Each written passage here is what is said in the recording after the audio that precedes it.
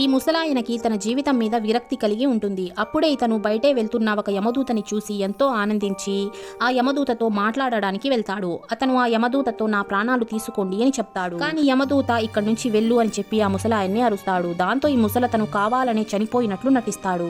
కానీ ఆ యమదూత ఆ తాతని పట్టించుకోకుండా ఇగ్నోర్ చేసి వెళ్తాడు. దాంతో ఈ ముసలతను యమదూత కాళ్ళు పట్టుకొని నా ప్రాణాలు తీసుకొని వెళ్లిపోండి అని అడుగుతూ ఉంటాడు. కానీ యమదూత అతని మాటని పట్టించుకోకుండా వెళుతూ ఉంటే యమదూత చేతిలో ఉన్న ఆయుధాన్ని లాక్కొని ఇతను పారిపోతాడు. యమదూత తన మ్యాజిక్ తో ఇతని వైపుకి లాక్కొని ఆయుధాన్ని తీసేసుకుంటాడు. దాంతో ఈ ముసలతను విసిగెత్తిపోయి అలిగి నిలబడి ఉంటాడు.